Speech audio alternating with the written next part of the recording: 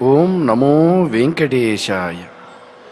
ఓతప్రోత సమస్తవస్తు నిచయం చోంకార బీజాక్షరం ఓంకార ప్రకృతిం షడక్షరహితం చోంకారకందాంకురం ఓంకారస్ఫుటభూర్భువస్సువరితం త్వోఖత్రయారాధితం ఓంకారోజ్వలసింహపీఠనిలయం రామం భజే తారకం.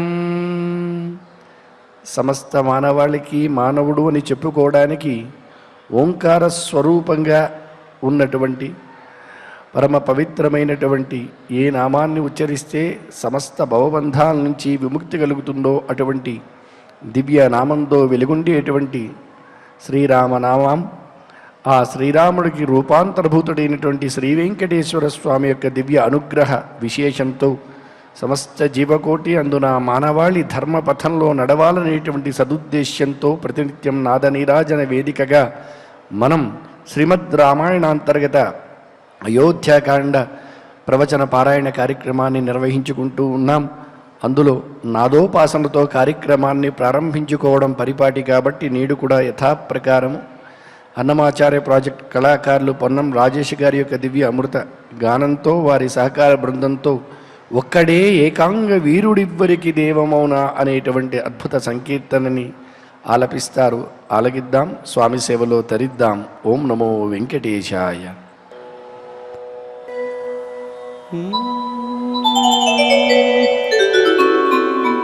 మనోజవం మారుతతుల్య వేగం జితేంద్రియం బుద్ధిమతాం వరిష్టం వాతాత్మజం వానరయూధముఖ్యం శ్రీరామదూతం శిరసా నమామి.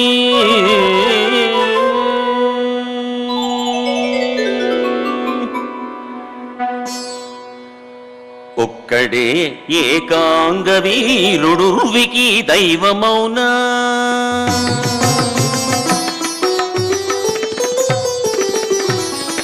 ఒక్కడే ఏకాంగ వీరుడుర్వికి దైవమౌనా ఎక్కడ హనుమంతునికెదుర లోకము ఒక్కడే ఏకాంగ వీరుడుర్వికి దైవమౌనా ఎక్కడ హనుమంతునికెదుర లోకము ఒక్కడే ఏకాంగ వీరుడుర్వికి దైవమౌనా.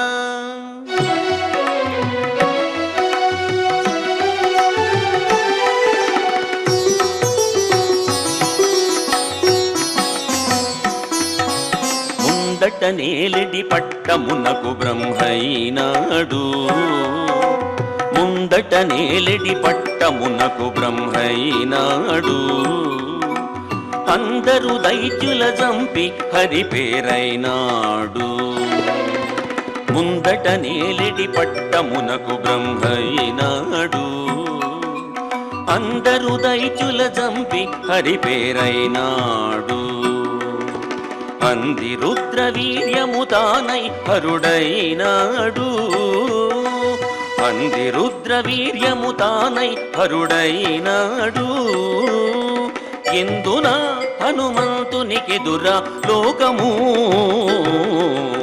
అంది రుద్ర వీర్యము తానై హరుడైనాడు ఎందున హనుమంతునికెదుర లోకము ఒక్కడే ఏకాంగ వీరుడుర్వికి దైవమౌనా ఎక్కడ హనుమంతునికెదుర లోకము ఒక్కడే ఏకాంగ వీరుడుర్వికి దైవమౌనా.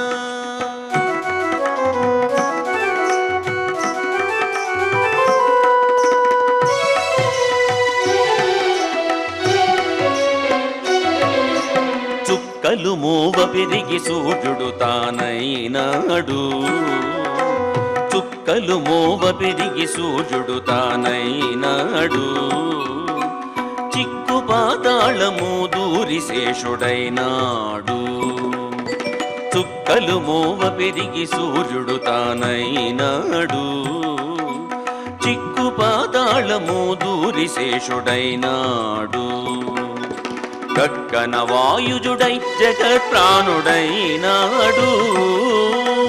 కక్కన వాయుజుడై జగత్ప్రాణుడైనాడు ఎక్కువ హనుమంతునికెదుర లోకము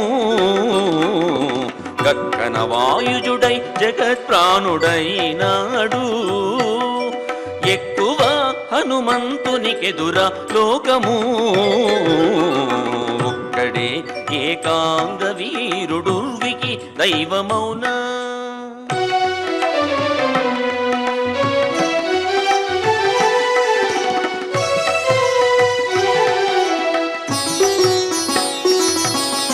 జలది పుటమెగసి చంద్రుడు తానైనాడు జలది పుటమెగసి చంద్రుడు తానైనాడు మలసి మేరువు పొంత సింహమైనాడు జలది పుటమెగసి చంద్రుడు తానైనాడు మలసి మేరువు పొంత సింహమైనాడు బలిమి శ్రీ వెంకటేశు బంటై మంగాంబూది బలిమి శ్రీ వెంకటేశు బంటై మంగాంబూది ఇలై హనుమంతునికెదుర లోకము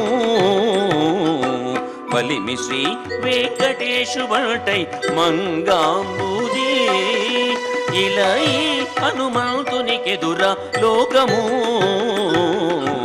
ఒక్కడే ఏకాంగ వీరుడుర్వికి దైవమౌన ఎక్కడ హనుమంతునికెదుర లోకము ఒక్కడే ఏకాంగ వీరుడుర్వికి దైవమౌన ఒక్కడే ఏకాంగ వీరుడుర్వికి దైవమౌన ఉర్వికి దైవమౌన ఉర్వికి దైవమౌన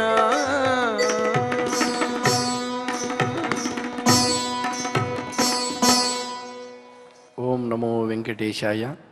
హనుమంతునికి ఎదురా ఈ లోకమని భగవంతుని కన్నా కూడా భగవద్భక్తులంటే స్వామికి తన పేరు చెప్పే కన్నా తన భక్తుల యొక్క పేరు చెప్పినా ఎంతో ఆనందపడతాడట.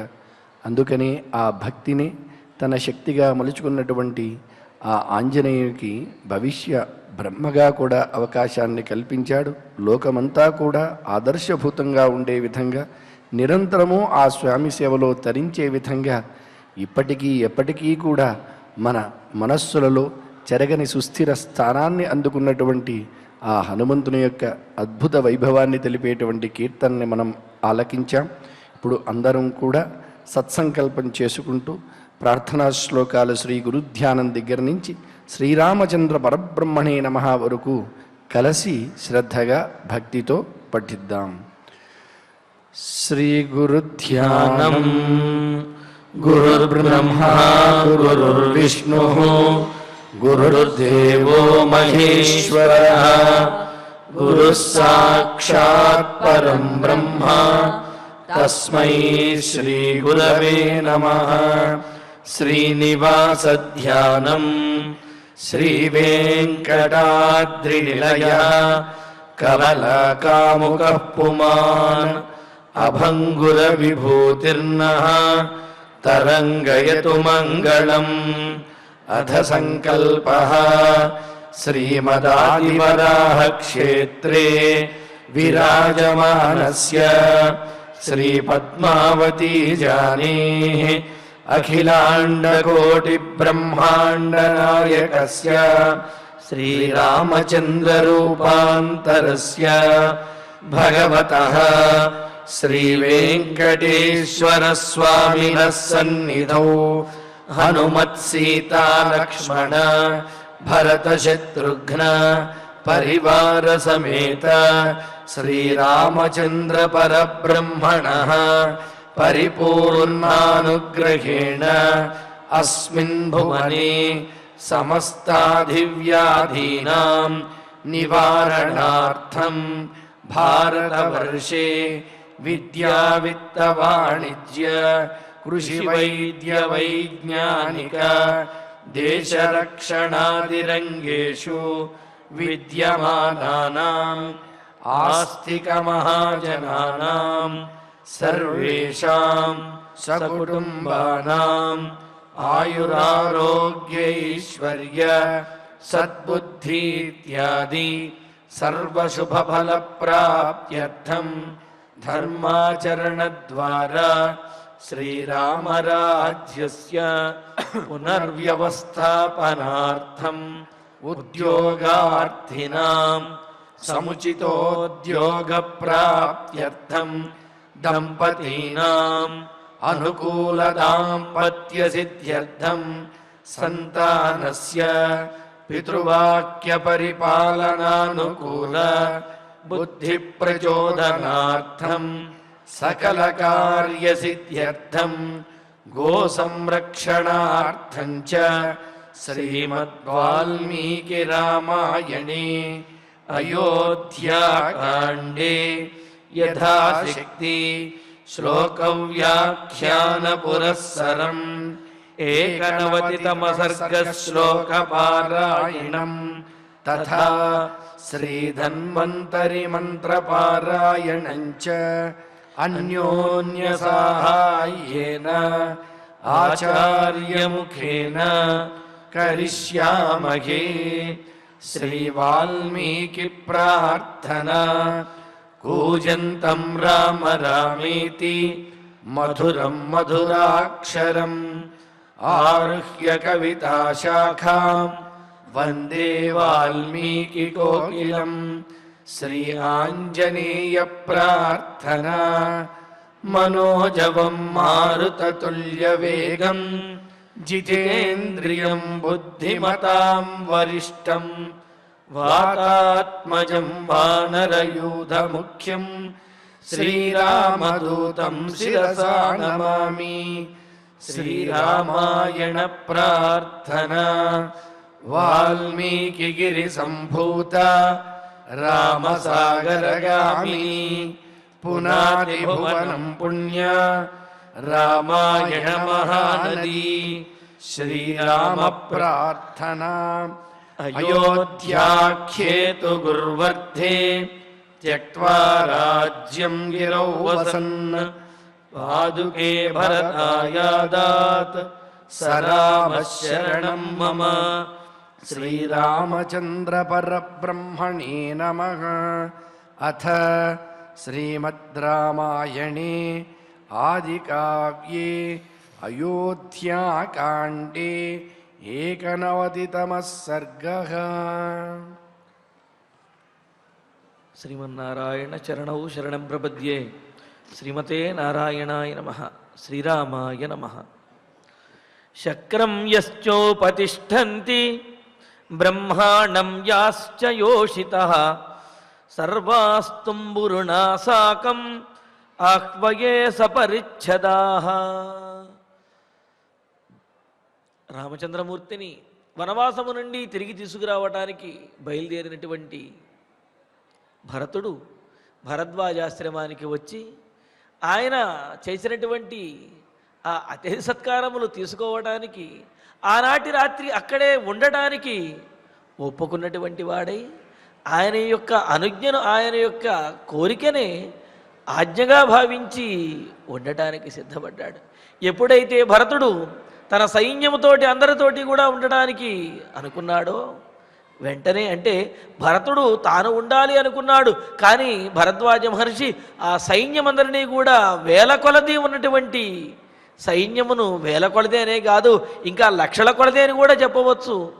అంతటి సైన్యంతో ఆ పరివారమందరికీ కూడా తాను ఆతిథ్యాన్ని ఇస్తాను, తనకు తోచిన విధంగా ఆతిథ్యాన్ని ఇస్తాను అని చెప్పి అన్నాడు. తోచిన విధంగా అని అంటే ఏ కందమూల ఫలములో లేకపోతే ఆకులో అలములో ఇవేవో అక్కడ అడవిలో దొరికేటటువంటి వాటితో ఇస్తాను అనుకుని మరి భరతుడు అన్నాడు, మహర్షి మీరు చేయవలసినటువంటి సత్కారం అతి సత్కారం మేము రాగానే చేశారు కదా, అర్ఘ్యపాద్యాదులు ఫలములు సమర్పించారు కదా అని అంటే, కాదు కాదు, మీ సైన్యమందరికీ కూడా ఈనాడు ఇక్కడే నేను ఆతిథ్యాన్ని ఇస్తాను అని చెప్పి అన్నారు. సరే అని చెప్పి ఒప్పుకున్నారు. అసలు అంత దూరంలో క్రోశ దూరంలో అంటే క్రోశము అంటే కనుక 2 మైళ్ళ దూరము అని చెప్పి అనవచ్చు. 2 మైళ్ళ దూరాన్ని క్రోశము అంటారు. అంత దూరంలో సైన్యాన్ని అందరినీ కూడా ఆపటం ఎందుకు, ఆశ్రమాన్ని దగ్గరికి తీసుకురండి, నా ఆశ్రమం చాలా విశాలమైనది అని అంటున్నాడు.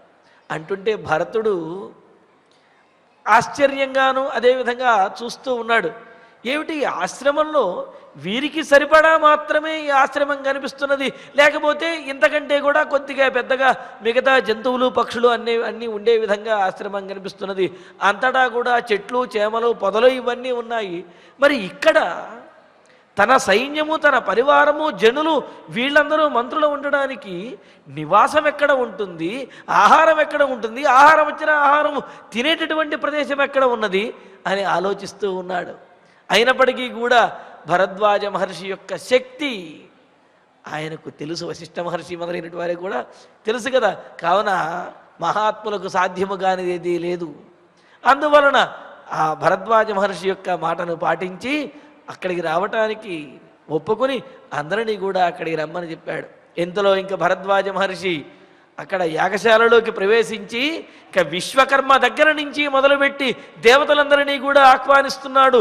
వచ్చినటువంటి వారికి విడిది శిబిరములన్నీ కూడా ఏర్పాటు చేయడానికి విశ్వకర్మను, మరి భోజనములన్నీ ఏర్పాటు చేయడానికి దేవతలను, ఇంద్రాది దేవతలను, అలాగే వచ్చినటువంటి వారికి విందుతో పాటు వినోదాన్ని కూడా ఇవ్వడానికి గంధర్వులను, అప్సరసలను వీరందరినీ కూడా పిలుస్తూ ఆహ్వానిస్తూ ఉన్నారు.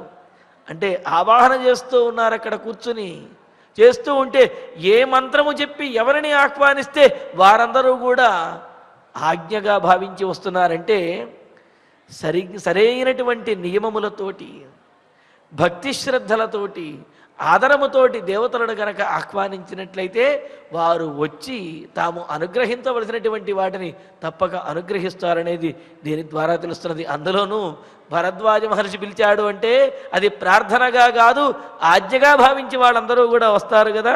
అందుకనే వీరితో పాటుగా తుమ్మురుడు మొదలైనటువంటి వారినందరినీ కూడా ఈ గంధర్వులు, అప్సరసులు వీళ్ళతో పాటుగా తుమ్మురుడుగా మొదలైనటువంటి సంగీత వాద్య కళాకారులు వాళ్ళందరినీ కూడా పిలుస్తూ యాచ యోషిత శక్రముపతిష్టంతి. ఎవరైతే ఇంద్రుణ్ణి అనుసరించి రంభ, ఊర్వశి, మేనక, తిలోత్తమ మొదలైనటువంటి అప్సరో గణములు దేవతా స్త్రీలు ఎవరైతే ఉన్నారో వాళ్ళందరినీ కూడా పిలిచారట. అంటే అప్సరోగణముతో పాటు మరి స్వర్గభోగములను కూడా ఇక్కడే చూపించాలి ఆశ్రమంలోనే, అంత గొప్పగా ఆతిథ్యం ఇవ్వాలి అనుకున్నారు భరద్వాజ మహర్షి. అందుకనే వారందరినీ కూడా పిలిచారట. వారితో పాటుగా యాశ్చ యోషిత బ్రహ్మాండం ఉపతిష్టంతి. బ్రహ్మలోకంలో ఉండేటటువంటి విజ్ఞానాన్ని పంచేటటువంటి వారు అప్సరస ఎవరైతే ఉన్నారో వారిని కూడా పిలిచారట. అంటే ఒక రకమైనటువంటి విషయములు కాదు, అనేక రకమైనటువంటి కళలతోటి అని చెప్పారు. అందుకని ఆ ఇంద్రలోకంలో ఉండేటటువంటి దేవతా కన్యలను, బ్రహ్మలోకంలో ఉండేటటువంటి అప్సరసలను వారిని కూడా పిలిచారట. ఇక్కడ బ్రహ్మలోకము అంటే ఒకటి బ్రహ్మ సరస్వతి ఉండేటటువంటి ఆలోకం నుండి అని ఒక అర్థమైతే, పరంబ్రహ్మ అయినటువంటి శ్రీమన్నారాయణ మహావిష్ణువు ఉండే వైకుంఠము నుండి కూడా అప్సరసలను పిలిచారు అనేది మరి ఒక అర్థం చెబుతున్నారు. అందుకనే తం పంచశతాన్యప్సరసాం ప్రతిధావంతి అని చెప్పి ముక్తుడైనటువంటి పురుషుడు ఆ వైకుంఠానికి వెళ్ళినప్పుడు ఆ విరజా నదిలో స్నానం చేసిన తర్వాత అక్కడ 500 మంది అప్సరసలు వచ్చి ఈ ముక్తుడైనటువంటి పురుషుడికి అలంకరణ చేసి వైకుంఠంలో పరమాత్మ ఏ విధంగా ఉంటాడో అటువంటి అలంకరణ, అంటే మహావిష్ణువుతో సమానమైనటువంటి అలంకరణ చేసి అతడిని ఆహ్వానించి పరమాత్మ దగ్గరకు తీసుకువెళతారు అని చెప్పి మనకు వేదంలోనూ సంప్రదాయంలో కూడా చెబుతారు. మరి అలాగా అందరినీ కూడా ఆనందపరిచేవారు, ఆ దైవ సాన్నిధ్యాన్ని కలుగజేసేటటువంటి వారు అయిన ఆ బ్రహ్మలోకంలో ఉండే, అలాగే పరంబ్రహ్మ దగ్గర ఉన్నటువంటి అప్సరో గణములు వీళ్ళు ఎవరైతే ఉన్నారో వాళ్ళందరినీ కూడా తుంబురునా సహా, తుంబురుడు మొదలైనటువంటి గురువుల వంటి సంగీత విద్వాంసులు వీరితోటి సపరిచ్ఛత నృత్య గీతాది వాయిద్యములతో పాటుగా వారందరినీ కూడా ఆహ్వానిస్తున్నారు భరద్వాజ మహర్షి తన ఆశ్రమం దగ్గరికి.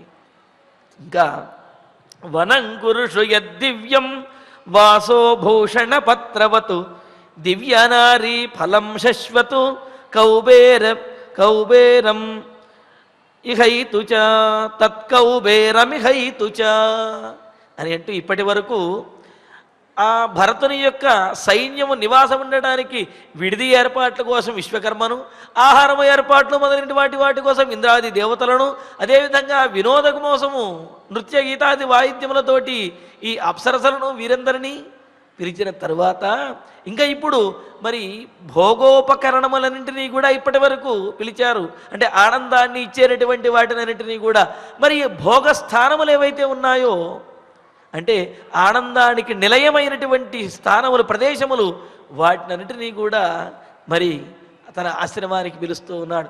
ఏ విధంగా అయితే పరమాత్మ ఈ భూలోకంలో తాను అవతరించదలిచి గరుత్మంతుడితో చెప్పారట, వైకుంఠంలో ఉన్నటువంటి క్రీడాపర్వతాన్ని ఈ భూమండలం మీద ఉంచమని చెబితే ఇదిగో ఇక్కడ ఈ శేషాచలంగా ఈ గరుడాచలంగా ఇక్కడ గరుత్మంతుడు తీసుకువచ్చి ఈ పర్వతాన్ని ఇక్కడ ఉంచారట.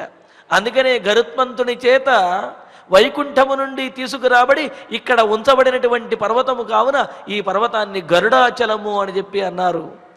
అక్కడ ఆ పర్వతాన్ని గరుత్మంతుడు తీసుకువచ్చిన తర్వాత అప్పుడు పరమాత్మ ఇక్కడ అవతరించాడు.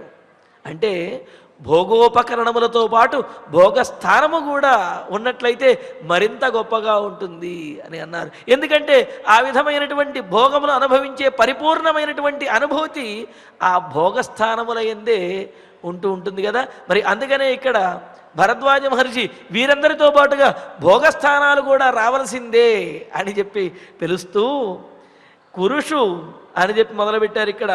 అంటే చైత్రరథము అనే ఒక వనము ఉత్తర కురుదేశములలో ఉన్నది.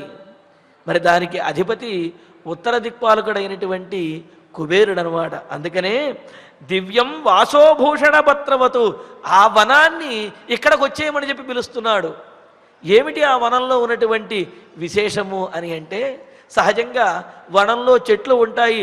ఆ చెట్లకు ఆకులు, కొన్నిటికైతే ముళ్ళు, కొన్నిటికి ఫలములు, ఈ విధంగా కొన్నిటికి పుష్పములు, ఇలా కొన్నిటికి అన్ని ఇవన్నీ కూడా ఉంటూ చాలా అందంగా కనిపిస్తూ ఉంటాయి. మరి ఇలా ఫలములు, పుష్పములు, ఆకులు వీటితోటి ఉండేటటువంటి సాధారణంగా ఉండే వృక్షములే అందంగా కనిపిస్తే మరి చైత్రరథము అనే వనంలో ఉండే చెట్లకు ఏమి కాస్తాయి అని అంటే అక్కడ చెబుతున్నాడు, వాసోభూషణ పత్రవతు. పట్టు వస్త్రములు అంటే ఆ చైత్రరథము అనే వనంలో ఉండే చెట్లకు ఆకులు ఏమిటి అంటే పట్టు వస్త్రములు, ఆభరణములు కూడా. ఆభరణములు పట్టు వస్త్రములే ఆకులుగా ఉంటాయిట, అక్కడ పత్రములుగా ఉంటాయిట. అంతేకాదు శశ్వత్ దివ్యనారీ ఫలం. మరి ఆ చెట్లకు కాసే ఫలములు ఏమిటంటే దేవతా స్త్రీలే ఆ చెట్లకు ఫలములులాగా అలా వెళ్ళాడుతూ వాళ్ళు ఆనందిస్తూ విహరిస్తూ ఉంటారట. అటువంటిదైన కౌబేరం యద్వనం, కుబేరునికి సంబంధించినటువంటి చిత్రరథము అనే ఆ వనం ఏదైతే ఉందో తద్వనం ఇహ ఏతు, ఆ వనం ఇక్కడికి వచ్చేయాలి అని అంటున్నాడు భరద్వాజ మహర్షి ఆ ఆశ్రమం దగ్గరికి. ఆ వనం ఎక్కడ ఉందో చూడాలి అనిపిస్తుంది ఎవరికైనా సరే. ఎందుకు అంటే ఆభరణములు, వస్త్రములు ఆకులుగా కలిగినవి, ఆ దేవతాస్త్రులందరూ ఫలములుగా కలిగినవి, ఏది కోరితే అది కనిపించేటటువంటిది వనము అంటే ఎవరికైనా ఆ వనంలో విహరించాలనిపిస్తుంది కదా. మరి అటువంటి వనమే తన ఆశ్రమం దగ్గరికి వచ్చేసి భరతుని యొక్క సైన్యమునకు విడిదిగా ఉండాలి, వారి యొక్క సైన్యం విహరించడానికి అనుకూలంగా ఉండాలి అని చెప్పి భరద్వాజ మహర్షి ఆహ్వానిస్తూ ఉన్నాడు. మరి అవంతా కూడా వచ్చేస్తూ ఉంటాయి. ఇహమే భగవాన్ సోమః విధత్తామన్నముత్తమం భక్ష్యం భోజ్యంచ చోష్యంచ లేహ్యంచ వివిధం బహు. ఇంకా భోగస్థానములు, భోగోపకరణములు ఇవన్నీ అయిన తర్వాత ప్రధానమైనటువంటి అన్నం ఏదైతే ఉందో అన్నము మొదలైనటువంటి ఆహార పదార్థములు అంటే విందు పదార్థములు ఇవన్నీ కూడా భక్ష్యములు ఇవన్నీ ఉన్నాయి. వాటితో పాటుగా మరి ఈ ఆహారంగా భుజించేటటువంటి వాటిని ఇంతకుముందు సురాపానములు, మధువులు ఇవన్నీ కూడా చెప్పారు. ఇక ఇప్పుడు ఆహారంగా భుజించేటటువంటివి ఏవైతే ఉన్నాయో వాటిని కల్పించాలి అంటూ భగవాన్ సోమః, మహాత్ముడు, ఓషధులకు అధిపతి అయినటువంటి చంద్రుడు మే ఇహ ఉత్తమమన్నం విధత్తాం. నాకు అంటే నేను ఈ అతిథి సత్కారం చేయడానికి భరతుని సైన్యానికి ఇవ్వటం కోసము ఉత్తమమైనటువంటి అన్నాన్ని అనుగ్రహించుగాక, అంటే ఆ సోముడు చంద్రుడు అటువంటి అన్నాన్ని కల్పించుగాక. ఇంకా భక్ష్యం, అన్నము అంటే ఏదో మామూలుగా అన్నము ఇదేవో చారో ఏదో ఒకటి అని కాదు. ఇక్కడ అన్నంతో పాటుగా అన్ని రకాలైనటువంటి, మనకు పంచభక్ష్య పరమాన్నాలు అంటుంటారు కదా, అలాగే అన్ని రకాలైనటువంటి భక్ష్యం అంటే కొరకటానికి ఉండేటటువంటి అప్పములు, గారెలు మొదలైనటువంటివి అన్నమాట. అవన్నీ కూడా భక్ష్యములు అంటారు. అటువంటి భక్ష్యం, భోజ్యం నవిలి తినేటటువంటివైన అన్నము, శాకములు ఇవన్నీ కూడా భోజ్యములు అంటారు. ఇంకా చోష్యము అంటే జుర్రుకును తాగేటటువంటి పాయసము, అదేవిధంగా మొదలైన పులుసు మొదలైనటువంటివన్నీ కూడా. ఇక లేహ్యము అంటే కాస్త నాకుతూ తినేటటువంటివైన ఈ పచ్చళ్ళు, అదేవిధంగా రుచికరమైనటువంటి రసములు ఇవన్నీ, వీటితో పాటుగా పానీయములు ఇవన్నీ కూడా. మరి ఇవన్నీ కూడా చంద్రుడు కల్పించుగాక అని అన్నాడు. కల్పించుగాక అని అన్నాడంటే వెంటనే చంద్రుడు వాటినన్నిటినీ కూడా కల్పించేస్తాడు. ఈ విధంగా దేవతల ద్వారానే భరద్వాజ మహర్షి అన్ని ఏర్పాట్లు చేస్తున్నాడు. దేవతల ద్వారా అంటే వారి యొక్క సహాయంతో అని అనడం కంటే కూడా భరద్వాజ మహర్షికి సహకరించి వారు ధన్యులుగా భావిస్తూ వారు ఆనందిస్తూ ఉన్నారు భరద్వాజ మహర్షి సహకరించడం ద్వారా. ఇలాగ భరద్వాజ మహర్షి యొక్క మాటనే వాళ్ళు మంత్రంగా భావిస్తూ, మరి ఆ మంత్రంగా అభిమంత్రించినప్పుడు ఆజ్ఞగా భావిస్తూ వాళ్ళందరూ కూడా వచ్చి ఈ ఏర్పాట్లన్నీ కూడా చూస్తూ ఉన్నారు. ఈ విధంగా వివిధం వివిధ ఇవే కాదు, వివిధ రకాలైనటువంటి భుజించడానికి యోగ్యమైనటువంటి విశేషమైన పదార్థములు ఏవైతే ఉన్నాయో అవన్నీ కూడా ఎంత కావాలో అంతకు మించి ఇవ్వాలి అని అన్నారు. ఎందుకంటే ఎవరు కూడా ఆశ్రమానికి వచ్చి పాపం మహర్షి ఏదో ఏర్పాటు చేశాడులే, మనం రోజు తినేదానికంటే కాస్త తక్కువ తిని ఆయన్ని మేము భుజించాము అని చెప్పి ఆయన్ని ఆనందపరచాలి అని చెప్పి ఇలా ఒకరి ముఖం ఒకరు చూసుకుంటూ తినవలసిన అవసరం లేకుండా ఎవరికి ఇష్టమైనది ఎవరు ఎంత తినగలగరో అంతకు మించి తినే విధంగా ఏర్పాటు చెయ్యాలి అని చెప్పి ఇక్కడ భరద్వాజ మహర్షి చూస్తూ విచిత్రాణి చ మాల్యాని పాదప ప్రచ్యుతాని చ సురాదీని చ పేయాని మాంసాని వివిధాని చ. ఇంకా చెబుతున్నాడు పాదప ప్రచ్యుతాని. ఇలాగా దేవతల నుండి వచ్చేటటువంటివి ఇవే కాకుండా ఆ ఆశ్రమంలో ఉండే పాదప ప్రచ్యుతాని చెట్టు నుండి అప్పుడే రాలినమైనటువంటివి విచిత్రాణి మాల్యాని, చిత్ర విచిత్రమైనటువంటి వర్ణములు కలిగిన ఆ పుష్ప మాలికలు. మరి వారిని పిలిచి ఆహ్వానించి వారి మెడలో దండ వేసి ఆహ్వానించాలి కదా. అందుకని ఈ పుష్పమాలికలన్నీ కూడా చెట్లు వాటందరూ వీస్తూ ఉన్నాయట.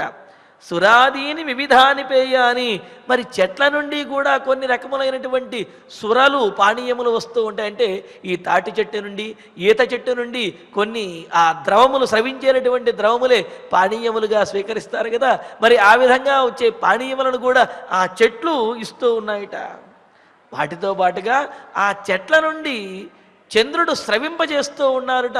అంటే ప్రతిరోజు ఆయా కాలములలో స్రవించేటటువంటి వాటికంటే కూడా ఎక్కువగా స్రవింపజేస్తూ ఉన్నాడు. అందుకనే సోమః విధత్తాం వివిధాని మాంసాని సోమః విధత్తాం. అదేవిధంగా ఆ సైన్యంలో ఉండేటటువంటి వారు తినడానికి యోగ్యమైనటువంటివి, తినదగినటువంటివి అయిన అడవిలో ఉండేటటువంటి అనేక రకములైనటువంటి ఆ మాంసాహారములను కూడా సోమః విధత్తాం చంద్రుడు కల్పించుగాక అని చెప్పి విడిదికి, ఆతిథ్యానికి, నివాసానికి, విందుకు, వినోదమునకు, అన్నింటికీ, భోజనమునకు, అన్నింటికీ కావలసినటువంటి ఏర్పాట్లన్నీ కూడా చాలా ఘనంగా భరద్వాజ మహర్షి చేస్తూ ఉన్నాడు.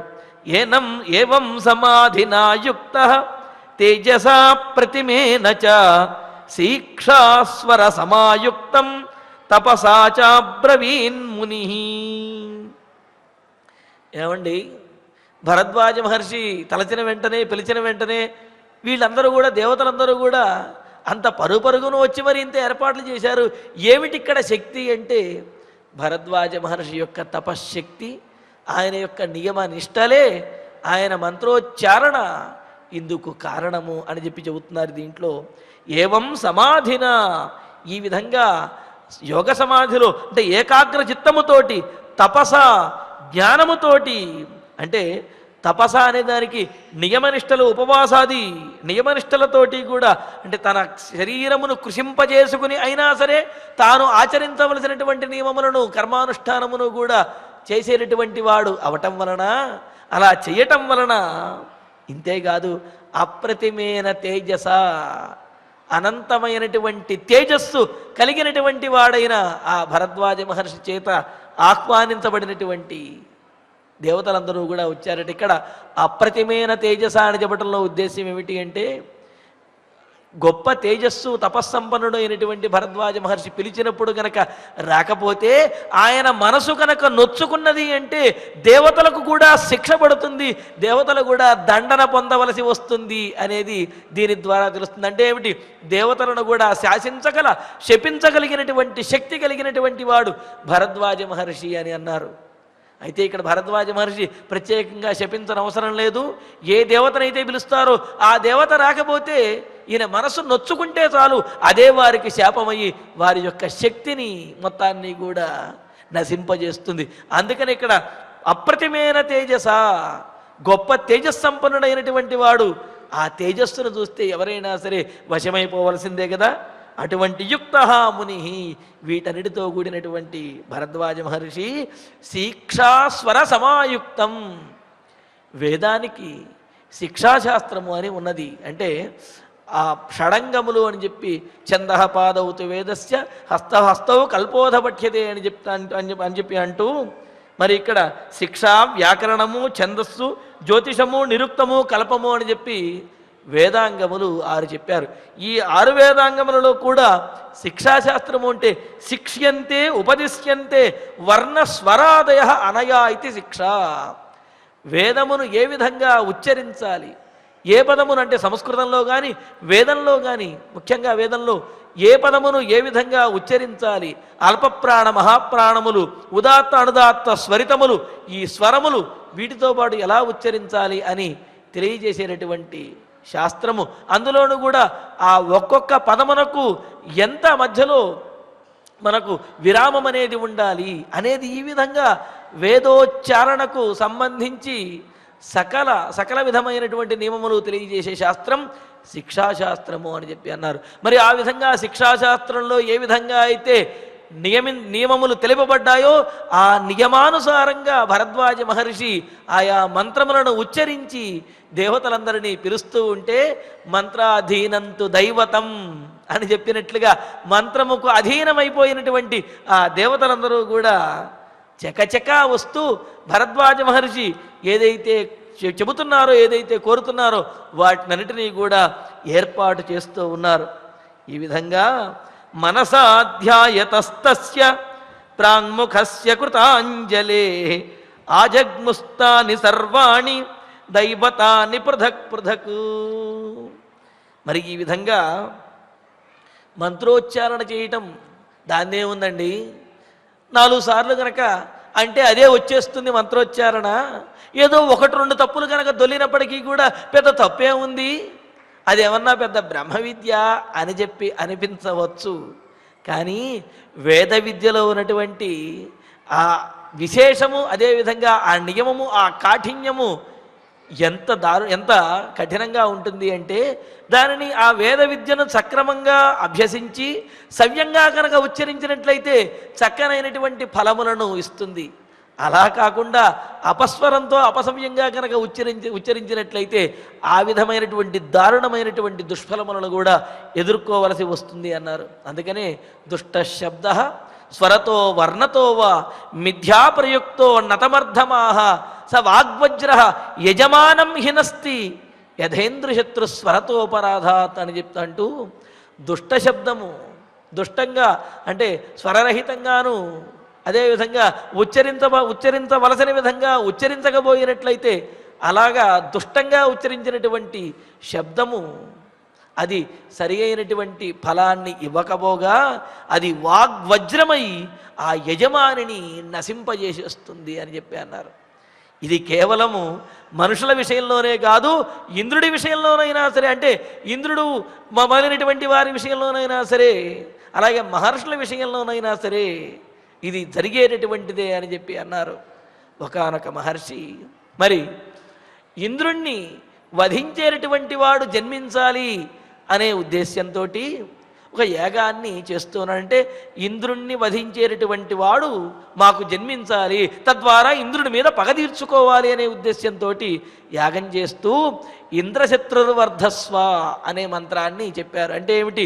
ఇంద్రశత్రు, ఇంద్రుణ్ణి వధించేవాడు జన్మించాలి, అతడు వర్ధిల్లాలి అని చెబుతూ చెప్పారు. అయితే ఇక్కడ స్వరంలో తేడా రావడంతో, ఆ ఋత్విక్కు ఆ స్వరంలో తేడాగా చెప్పడంతో ఏమైంది అంటే, ఇంద్రుణ్ణి వధించేవాడని కాకుండా ఇంద్రుడి చేత వధింపబడేవాడు జన్మించాలి అనే అర్థం వచ్చేసింది. దాంతో ఆ జన్మించినటువంటి వాడు ఇంద్రుణ్ణి వధించకపోగా ఇంద్రుడి యొక్క వజ్రాయుధం చేత హతుడైపోయాడు, వధింపబడ్డాడంటే. చూడండి, ఇక్కడ మంత్రంలో ఒక స్వరాన్ని తేడాగా చెప్పినప్పటికీ కూడా అది ఆ యజమానిని ఎంతగా దండిస్తుందనేది తెలుస్తుంది. కావున వేద విద్య అనేది సామాన్యంగానో అసులువుగానో వచ్చేటటువంటిది కాదు. అనేకమైనటువంటి నియమములు, చాలా జాగ్రత్తగా ఒళ్ళు దగ్గర పెట్టుకుని నేర్చుకుంటేనే అది స్వాధీనం అవుతుంది.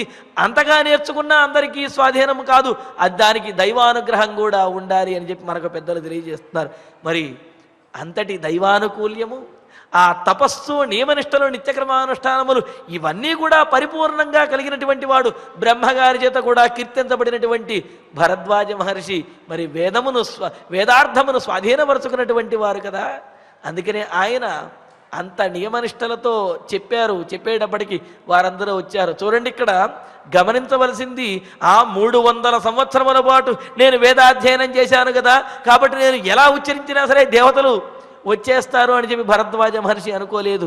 ఎంత నేర్చుకున్నవాడైనా సరే ఆ కార్యాన్ని చేసేటప్పుడు సావధానంగానే చేయాలి తప్ప ఏమరపాటుగా కనుక చేసినట్లయితే ఆ కార్యం సఫలమవదు. చూడండి, ఇక్కడ భరద్వాజ మహర్షి ఎంత వృద్ధుడు, అనుభవం కలిగిన వాడు, వేదార్థమును పూర్తిగా తెలిసిన వాడైనప్పటికీ కూడా మనసా ధ్యాయతస్తస్య ప్రాన్ముఖస్య కృతాంజలే, తూర్పు దిక్కుగా తిరిగి చేతులు జోడించి వారందరినీ కూడా ఆహ్వానిస్తూ ఉన్నారు. తస్య కృతాంజలే, ఇలాగా చేతులు జోడించి ఆహ్వానిస్తున్నటువంటి భరద్వాజ మహర్షి యొక్క ఆ మంత్రములను, ఆ ఆహ్వానమును వినటువంటి ఆ దేవతలందరూ కూడా తాని సర్వాణి దైవతాని, విశ్వకర్మ మొదలైనటువంటి దేవతలు ఎవరైతే ఉన్నారో, అంటే ఆ దేవశిల్పి మొదలైనటువంటి వారు, దేవతలు, అప్సరోగణములు, గంధర్వులు, వీళ్ళందరూ కూడా ఎవరైతే ఉన్నారో వాళ్ళందరూ కూడా పృథక్ ఆజగ్మహు, వేరువేరుగా అందరూ కూడా వచ్చేసారు. ఎందుకని? వేరువేరుగా ఏర్పాట్లు చేయాలి, వేరువేరుగా వారి యొక్క విశేషములను ప్రదర్శించాలి. అందుకనే అందరూ కూడా వచ్చి చేరుకున్నారట. దీనితో పాటుగా ఇంకా వాయుదేవుడు వస్తున్నాడు. ఎలా వస్తున్నాడు అంటే, మలయ పర్వతం మీదగా ఆయన వాయుదేవుడు వస్తున్నాడు. వచ్చేవాడు సాక్షాత్తుగా వచ్చేయచ్చు, కానీ ఏదో ఒక విశేషాన్ని మోసుకురావాలి, అంతే కదా. మరి ఖాళీ చేతులతోటి పెద్దవారి దగ్గరికి, రాజుల దగ్గరికి, గురువుల దగ్గరికి వెళ్ళకూడదన్నారు కదా. అందుకని చెప్పి వాయుదేవుడు వస్తూ ఏం చేస్తున్నట్ట, మలయం దర్దురం చైవ తతస్వేదనుదో నిల ఉపస్పృశ్య భవౌ యుక్త్య సుప్రియాత్మా సుఖశివ. ఇంకా వాయుదేవుడు మలయం దర్దురం చైవ అంటే మలయ పర్వతం, గంధం చెట్లు కలిగిన చందన వృక్షములన్నీ కూడా కలిగినటువంటిది మలయ పర్వతం. దర్దురము అంటే ఆ మలయ పర్వతం దగ్గర ఉన్నది చందన వృక్షముల యొక్క ఉత్పత్తి స్థానమైనది. ఈ విధంగా చందన వృక్షములు, గంధం వృక్షములు ఇవన్నీ కూడా కలిగినటువంటి మలయ పర్వతము, ఆ దర్దుర పర్వతం ఏదైతే ఉన్నదో వాటిని తాకి వాటి మీదగా వాయుదేవుడు వీస్తూ ఈ భరద్వాజాశ్రమం దగ్గరికి వచ్చారట. సుప్రియాత్మ, మరి ఆ వాయువు, ఆ చల్లని గాలి తగిలేటప్పటికీ అందరికీ కూడా మనస్సులు ఎంతో ప్రసన్నమవుతూ ఉన్నాయి, శరీరం చాలా సుఖంగా ఉన్నది. సుఖ శివశ్చ, సుఖవంతమైనది, అదేవిధంగా మంగళప్రదమైనటువంటిది అని అన్నారు. చూడండి, ఇక్కడ సుఖవంతమైనది, హితకరమైనది, శుభప్రదమైనది కొన్ని సందర్భాల్లో అవ్వకపోవచ్చు. అందుకనే మనకు పెద్దవాళ్ళు అదేవిధంగా వైద్యులు కూడా చెబుతూ ఉంటారు, ఎక్కువగా చల్లనైనటువంటి ప్రదేశంలో ఉన్నట్లయితే అది కూడా ఇబ్బందికరమే. అందులో కూడా కృత్రిమంగా చల్లదనాన్ని ఉత్పత్తి చేసుకుని ఆ ప్రదేశంలో ఎక్కువగా ఉన్నట్లయితే శరీరంలో రోగనిరోధక శక్తి తగ్గుతుంది అని చెప్పి మనకు వైద్యులు కూడా చెబుతూ ఉన్నారు. అందుకనే ఇక్కడ కృత్రిమంగా కాకుండా అకృత్రిమంగా సహజ సిద్ధమైనటువంటి వాయువు ఏదైతే ఉన్నదో అది కూడా చల్లనైనటువంటి వాయువు, అది శరీరానికి సుఖమును ఇస్తుంది, అలాగే అది హితమును శుభమును కూడా చేకూర్చుతుంది. ఆ విధంగా సుఖమును హితమును శుభమును కూడా చేకూర్చేటటువంటి వాయువుతోటి శ్వేతనుద అనిల వీరందరి యొక్క శ్రమను పోగొడుతూ ఆ చెమటలను తుడిచే విధంగా వాయుదేవుడు అలా మలయ పర్వతం మీద నుంచి ఆ సుగంధభరితమైనటువంటి సుఖవంతమైనటువంటి చల్లనైనటువంటి గాలులతోటి వచ్చి ఈ భరతుని యొక్క సైన్యమును వీరందరినీ కూడా ఆనందపరుస్తూ ఉంటే తతోభ్యవర్తంత ఘన దివ్యా కుసుమ వృష్టయ దివ్యదుందుభిఘోషశ్చ దిక్షు సర్వాసు శుశ్రువే. సరే, ఇక్కడ భరద్వాజాశ్రమం దగ్గరలో ఈ ఏర్పాట్లన్నీ కూడా చకచక దేవతలతోటి జరిగిపోతూ ఉన్నాయి.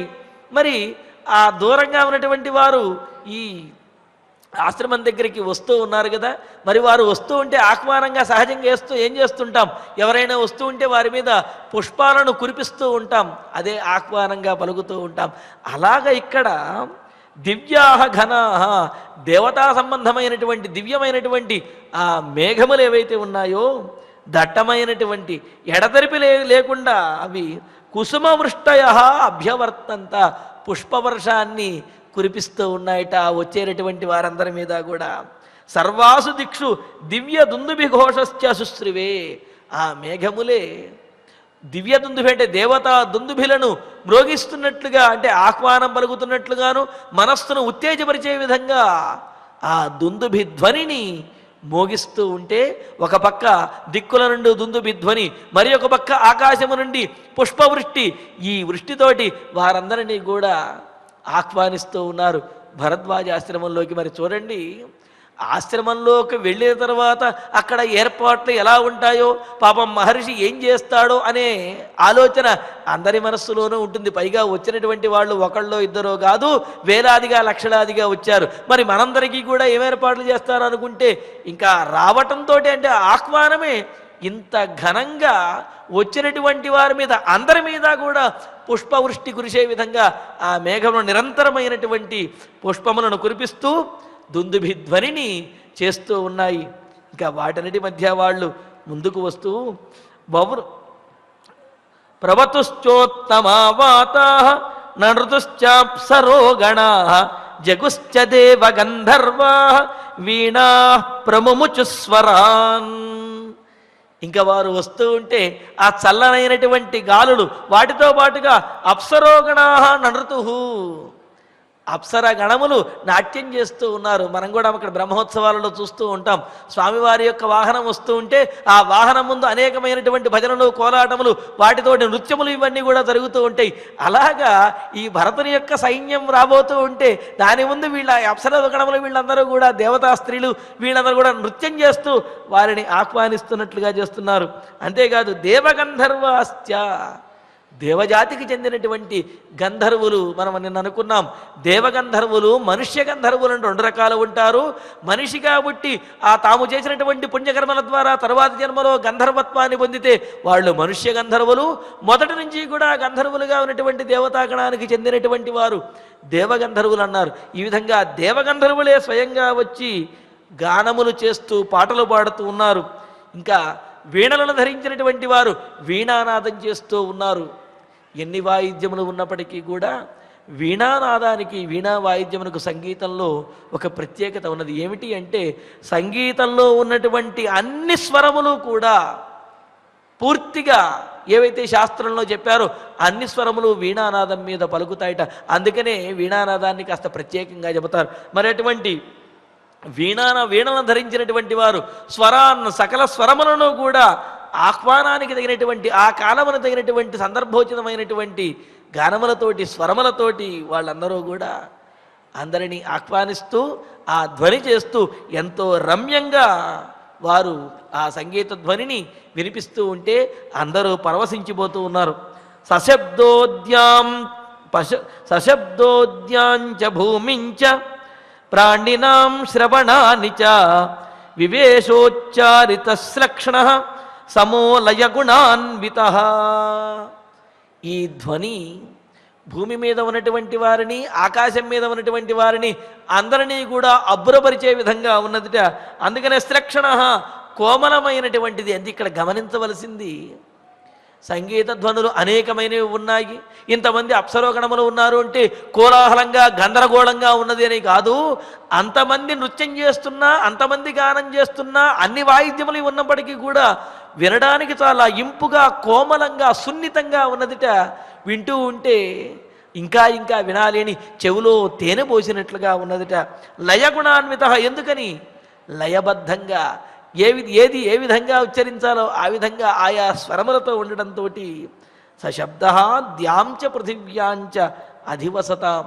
ఈ విధంగా ఆ స్వరయుక్తమైనటువంటి, లయబద్ధమైనటువంటి, మధురమైనటువంటి ఆ ధ్వనులు ఆకాశంలోనూ భూమండలంలోనూ ఉంటున్నటువంటి వారందరి ప్రాణులందరి యొక్క ప్రాణులు అంటే శిశుర్వేత్తి పశుర్వేత్తి వేత్తి గణరసంభణి అని చెప్పినట్లుగా అందరూ కూడా, పశువులు పక్షులు శిశువులు అందరూ కూడా, అన్ని ప్రాణులు కూడా ఆనందిస్తూ పరవశిస్తూ ఉన్నాయి.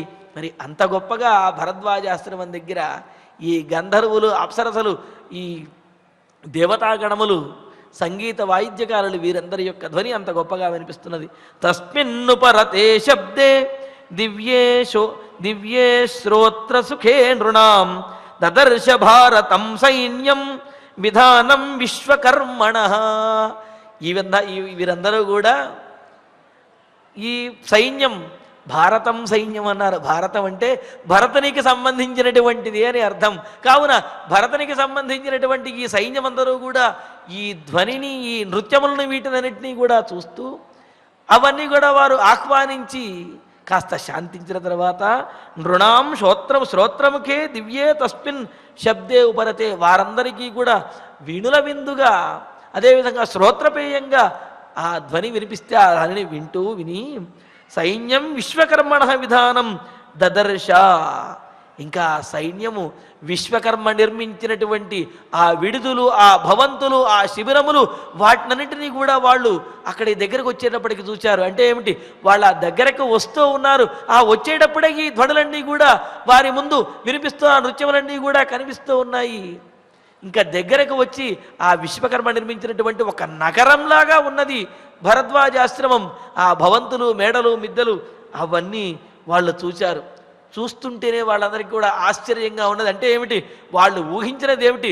భరద్వాజాశ్రమం అంటే పెద్ద పెద్ద చెట్లు, లేకపోతే ఈ తాటాకులతోటి, వెదురుతోటి నిర్మించినటువంటి పర్ణశాలలు, చెట్లు, చేమలు, పొదలు ఇవన్నీ ఉంటాయి అని అనుకున్నారు. కానీ ఆ ఆశ్రమం దగ్గరికి వచ్చేటప్పటికి పెద్ద పెద్ద రాజభవంతులలాగాను, పెద్ద పెద్ద శిబిరములు, విడుదలు కూడా ఏర్పాటు చేసి ఉండేటప్పటికీ అందరూ కూడా కళ్ళు పెద్దవి చేసుకుని, నోరు తెరుచుకుని చూస్తూ ఉండిపోయారు.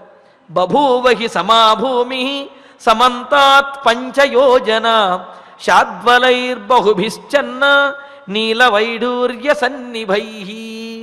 ఇంతేకాదు, అక్కడ మరి అడవి అంటే ఎత్తుపల్లాలుగా ఉంటూ ఉంటుంది, రాళ్ళు రప్పలు ఎన్నో ఎన్నో ఉంటూ ఉంటాయి.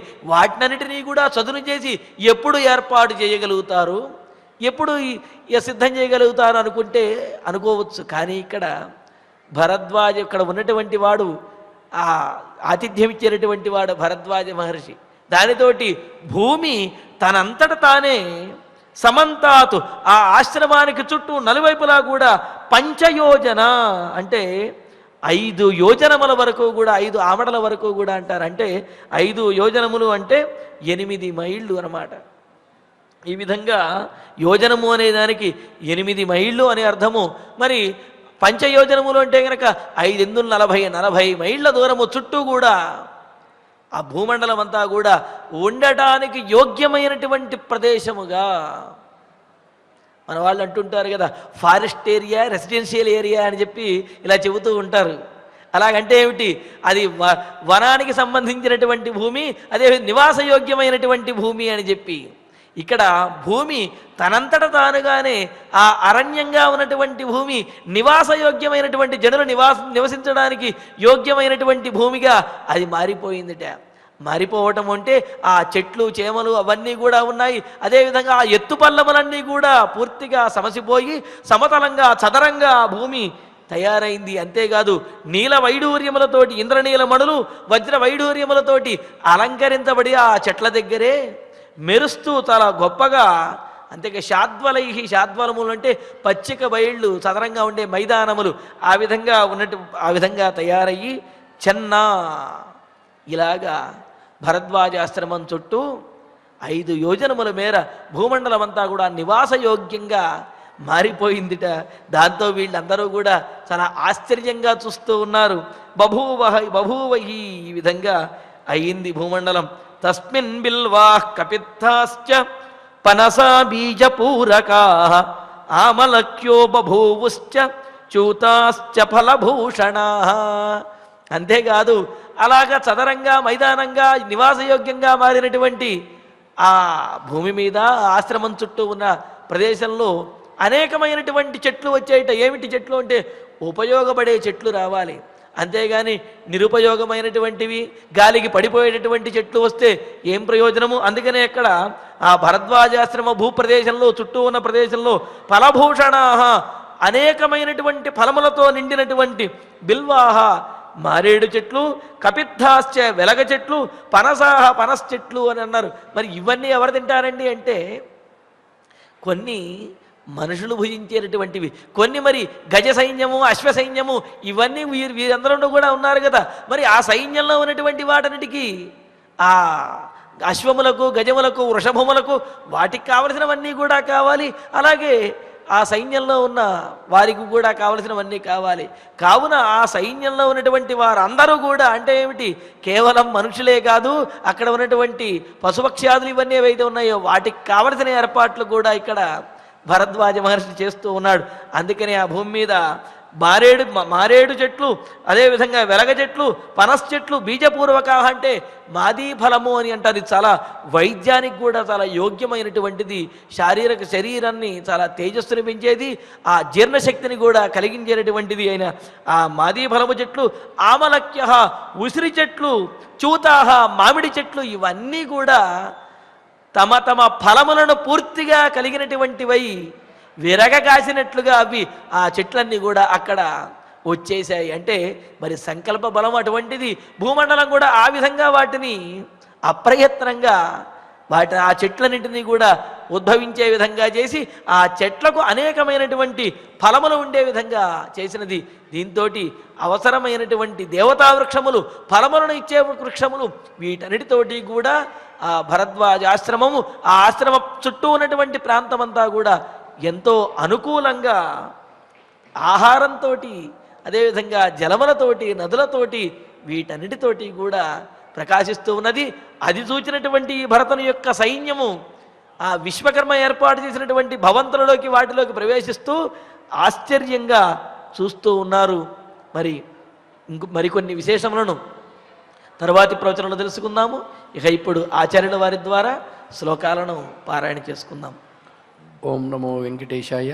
లోకంలో ఎక్కడ ఏ విందు ఉన్నా అది అత్యద్భుతంగా ఉంటే అది భరద్వాజ విందు అని లోక ప్రసిద్ధి పొందినటువంటి వైనాన్ని ఆచార్యముఖత చక్కగా మనం ఈనాడు తెలుసుకున్నాం. ఆ అర్థాన్ని అనుసంధానం చేసుకుంటూ శ్రద్ధగా మనం శ్లోకాలు పారాయణ చేసుకుందాం. శక్రం యాశ్చోపతిష్ఠంతి బ్రహ్మాణం యాశ్చ యోషితః సర్వాస్తుంబురుణాసార్థం ఆహ్వయే సపరిచ్ఛదాః వనం కురుషు యద్దివ్యం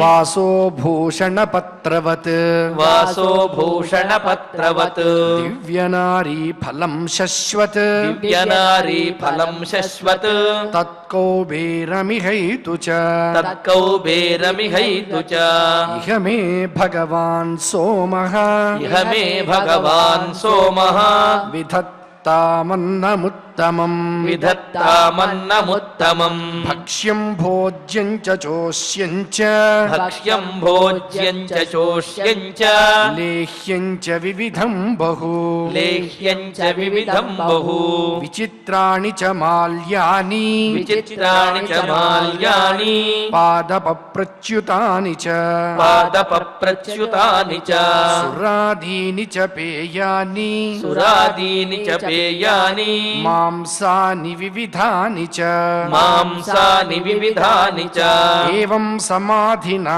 యుక్తః ఏవం సమాధినా యుక్తః తేజసా ప్రతిమేన చ తేజసా ప్రతిమేన చ శిక్షాస్వర సమాయుక్తం శిక్షాస్వర సమాయుక్తం తపసా చ అబ్రవీన్ మునిః తపసా చాబ్రవీన్ మునిః మనసాధ్యాయతస్తస్య మనసాధ్యాయతస్తస్య ప్రాంగుఖస్య కృతాంజలేః ప్రాంగుఖస్య కృతాంజలేః ఆజగ్ముస్తాని సర్వాణి ఆజగ్ముస్తాని సర్వాణి దైవతాని పృథక్ పృథక్ దైవతాని పృథక్ పృథక్ మలయం దర్దురం చైవ మలయం దర్దురం చైవ తతస్వేదనుదో నిలః తతస్వేదనుదో నిలః ఉపస్పృశ్య వవో యుక్త్యా ఉపస్పృశ్య వవౌ యుక్త్యా సుప్రియాత్మా సుఖః శివః సుప్రియాత్మా సుఖః శివః తతోభ్యవర్షంత ఘనాః తతోభ్యవర్షంత ఘనాః దివ్యాః కుసుమవృష్టయః దివ్యాః కుసుమవృష్టయః దివ్యదుందుభిఘోషశ్చ దివ్యదుందుభిఘోషశ్చ దిక్షు సర్వాసు శుశ్రువే దిక్షు సర్వాసు శుశ్రువే ప్రభవుశ్చోత్తమావాతాః ప్రభవుశ్చోత్తమావాతాః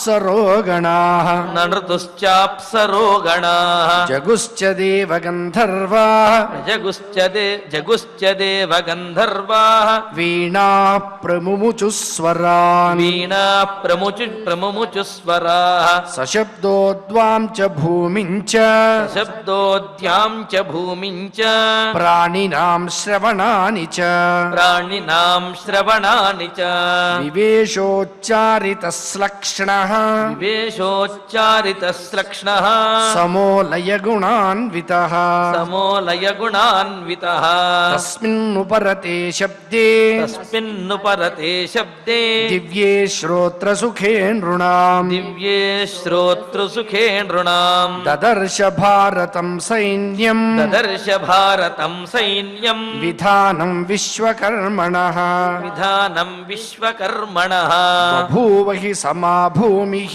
బభూవ హి సమాభూమిః సమంతాత్ పంచయోజనా సమంతాత్ పంచయోజనా శాద్వలైర్బహుభిశ్చన్నాః శాద్వలైర్బహుభిశ్చన్నాః నీలవైడూర్యసన్నిభైః నీలవైడూర్యసన్నిభైః తస్మిన్ బిల్వాః కపిత్థాశ్చ తస్మిన్ బిల్వాః కపిత్థాశ్చ పనసా బీజపూరకాః పనసా బీజపూరకాః ఆమలక్యో బభూవుశ్చ ఆమలక్యో బభూవుశ్చ చూతాశ్చ ఫలభూషణాః చూతాశ్చ ఫలభూషణాః ఇత్యార్షే ఇత్యార్షే శ్రీమద్ రామాయణే శ్రీమద్ రామాయణే ఆదికావ్యే ఆదికావ్యే అయోధ్యాకాండే అయోధ్యాకాండే ఏకనవతితమ సర్గే ఏకనవతితమ సర్గే త్రయోదశ శ్లోకాః త్రయోదశ శ్లోకాః ఫలశ్రుతి దగ్గర నుంచి మంగళాంత వరకు అందరం శ్రద్ధగా భక్తితో సమష్టిగా చదువుదాం. ఫలశ్రుతి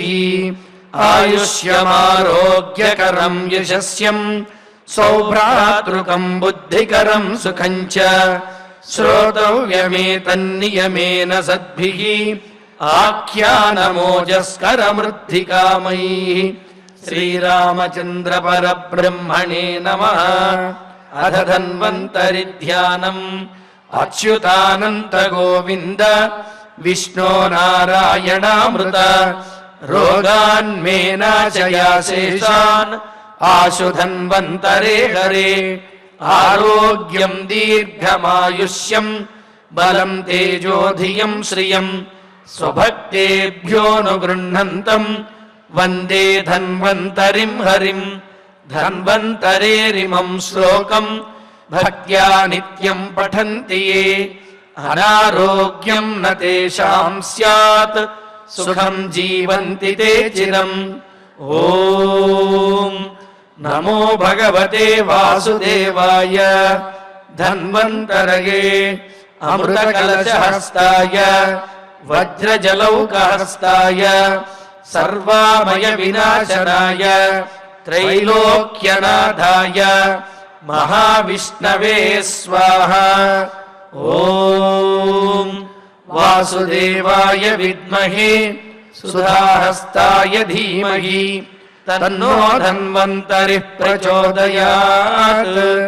అథర్వగ్రహ ప్రార్థనా ఆరోగ్యం పద్మబంధుర్వితరతు నితరాం సంపదం శీతరశ్మిః భూలాభం భూమిపుత్రః సకలగుణయుతాం వాగ్విభూతిం చ సౌమ్యః సౌభాగ్యం దేవమంత్రీ రిపుభయశమనం భార్గవః శౌర్యమార్కిః దీర్ఘాయుః సైంహికేయః విపులతరయశః కేతుః ఆచంద్రతారం అరిష్టాని ప్రణశ్యంతు దురితాని భయాని చ శాంతిరస్తు శుభం మేస్తు గ్రహాః కుర్వంతు మంగళం.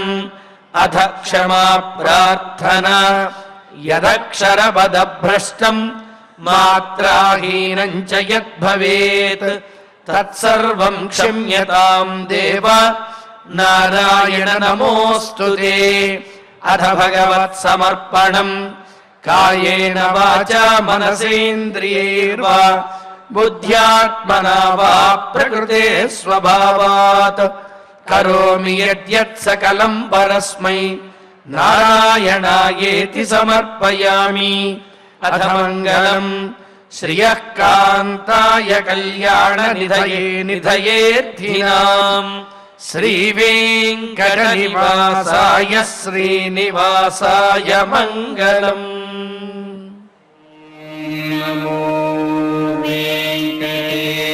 వెంకటేశాయ. ఓం